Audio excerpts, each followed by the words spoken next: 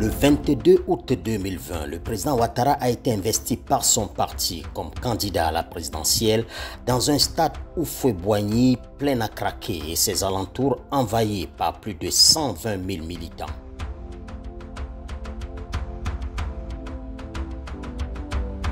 Je me souviendrai toujours que le président Houphouët me disait qu'à l'occasion des décisions importantes, difficiles, qui engagent la nation, il fallait tenir compte de trois choses: sa conscience, l'intérêt de la nation et Dieu.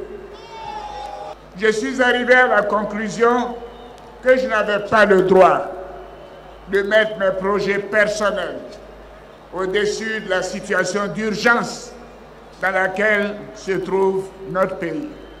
C'est pourquoi, à mon âme et conscience, et par devoir citoyen, j'ai décidé de répondre favorablement à votre appel.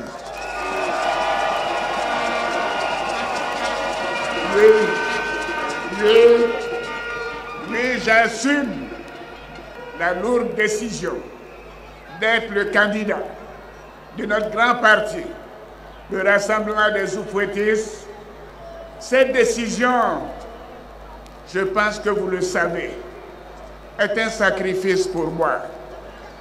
Je l'ai prise pour vous, chères militantes, chers militants, et pour tous nos compatriotes, et pour notre pays. Oui, j'ai accepté d'être candidat parce que j'aime mon pays. Sourire des jeunes premiers à qui tout réussit, regard des séducteurs, marche assurée des conquérants, le président Ouattara ne pouvait qu'être confiant de sa victoire. Et pour cause, au-delà d'un bilan très flatteur et inattaquable, c'est une redoutable machine électorale qui travaille dans l'ombre depuis plusieurs mois pour faire élire le candidat du RHDP. Deux outils ont été créés par le Rassemblement des Houphouëtistes, le RHDP d'Alassane Ouattara.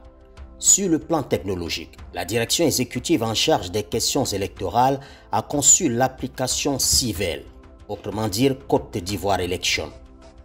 Le super logiciel dispose de capacités permettant aux partis d'avoir en temps réel une vue panoramique de l'ensemble des circonscriptions électorales. Civel, qui a fait l'objet de plusieurs tests, avait ainsi permis au parti présidentiel de suivre les inscriptions de ses militants et sympathisants sur les listes électorales. Les performances des différentes représentations locales lors des parrainages citoyens des candidats a été également suivies, heure par l'entremise des Civel. L'application créée par le RHDP, après étude rigoureuse et croisement des différents indicateurs démographiques, sociologiques et politiques, a déterminé une cartographie complète des grandes tendances par région.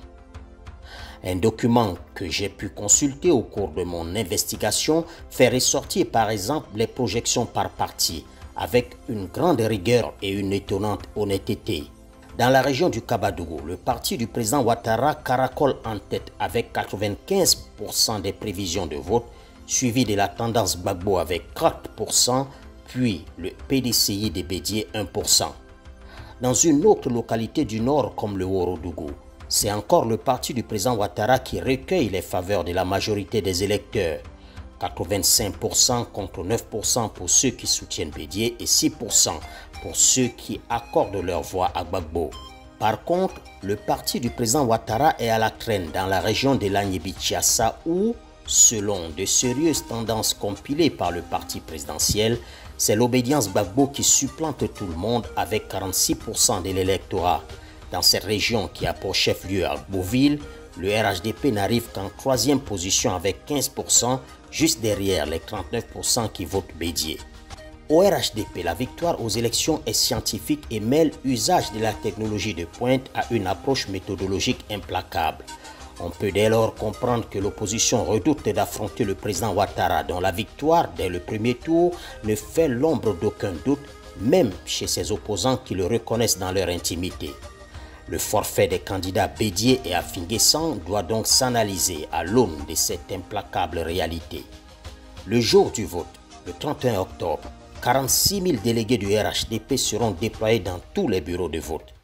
Outre de surveiller la régularité du scrutin et protéger les résultats de son candidat, le RHDP s'est donc doté de moyens humains et technologiques pour effectuer un sondage sortie d'urne avec des résultats heure par heure.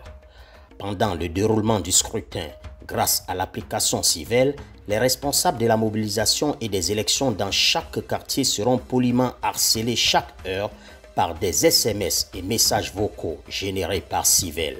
Bonjour, information Civelle. Nous vous informons que le taux de participation à 13 heures pour la nation Côte d'Ivoire est estimé à 0,64%, dont 0,43% de militants.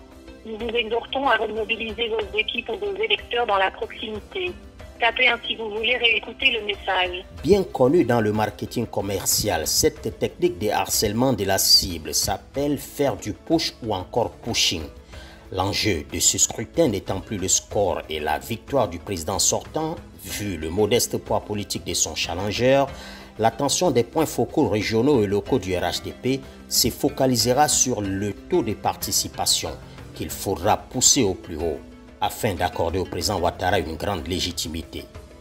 Le 31 octobre, en prenant en compte la distance à parcourir par des délégués des localités numériquement enclavées pour atteindre une zone de couverture Internet, à 22 heures au plus tard, le parti d'Alassane Ouattara aura reçu de ses représentants dans chaque bureau de vote les versions numériques des PV de toutes les localités de la Côte d'Ivoire. À cette heure, l'application Civelle aura fini de calculer les chiffres de tous les bureaux de vote. Seules 4 personnalités auront cependant ces résultats. Alassane Ouattara, le directeur exécutif du parti Adama Bictogo, le premier ministre Ahmed Bagayogo et le patron des questions électorales du parti, le ministre Mamadou Sanogo. Ils garderont les résultats secrets. Par respect aux institutions, la loi réservant à la commission électorale la prérogative de la publication des résultats provisoires des élections.